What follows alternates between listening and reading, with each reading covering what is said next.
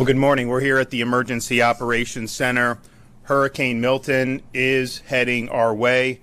It will arrive either late tonight or early tomorrow morning. We are bracing and are prepared to receive a major hit.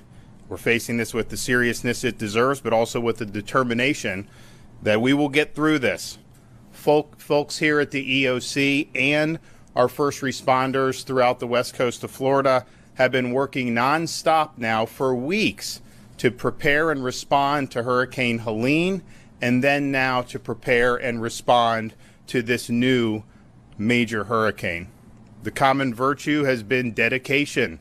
Dedication to the task at hand, dedication to responding to help our fellow Floridians in danger, and dedication to ensuring that Florida weathers this storm and emerges stronger on the other side. We are prepared and we will respond. I've spoken to the president. We remain in regular contact with FEMA, and we are marshaling all available resources to be able to prepare and respond to Hurricane Milton. I also want to thank the 20 other states who are assisting Florida ahead of the storm. This is just what we as Americans do. We've had opportunities to help other states in the past, including most recently in Western North Carolina, and I think it shows the spirit that these states are stepping up and providing really valued support. We still have a state of emergency for 51 Florida counties. Hurricane Milton is still a major, very strong hurricane. It's currently a Category 4 hurricane with maximum sustained winds of 155 miles per hour. That is just a whisker shy of a Category 5. And while there is the hope that it will weaken more before landfall, there is high confidence that this hurricane is going to pack a major, major punch and do an awful lot of damage. As you can see behind me, the Florida Division of Emergency Management is fully deployed, fully active. This has been a footing now for over 2 weeks, given both of these storms. The state is actively fulfilling over 1,500 missions. We've delivered massive amounts of supplies, meals, water bottles, sandbags, tarps, generators to be able to help our local communities respond to this storm. We've also deployed more than 11,000 feet of flood protection systems and erected them around critical infrastructure like hospitals, wastewater treatment facilities, and electric infrastructure. Generators have been deployed at shelters and to support sheltering operations. Starlink internet has been deployed across the entire state of Florida. We have surged an additional 600 ambulances, and they are currently in operation helping in the effort. The state of Florida has considerable fuel reserves ahead of Milton, and it's staged, and they will be utilized as needed following the storm. We've already dispatched a lot of fuel in the lead up to this, but we still have on hand 1.6 million gallons of diesel and 1.1 million gallons of gasoline.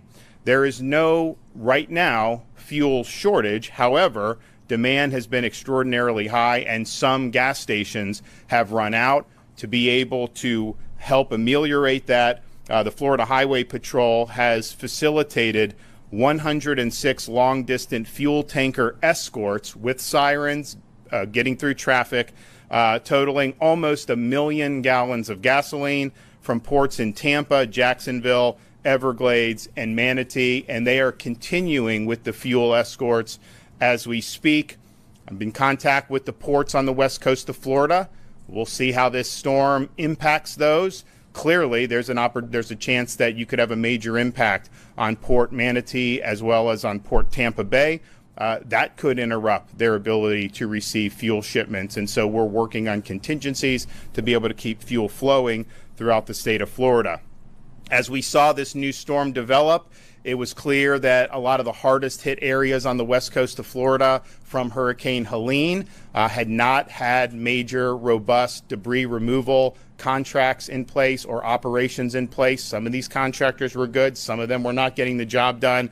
So you had a major hazard on barrier islands in Pinellas, Manatee, and Sarasota County. So this weekend, I authorized mandated 24/7 debris removal. We took all the Florida Department of Transportation and other agency vehicles, brought them from all across the state, and they are engaged in other missions as their normal course of business, and dedicated it to debris removal. So in a little over 48 hours, and they were working all through the night, in the wee hours of the morning in places like Manatee, Sarasota, and Pinellas. They were able to remove 55,000 cubic yards of debris. So that's over 3,000 truckloads of debris.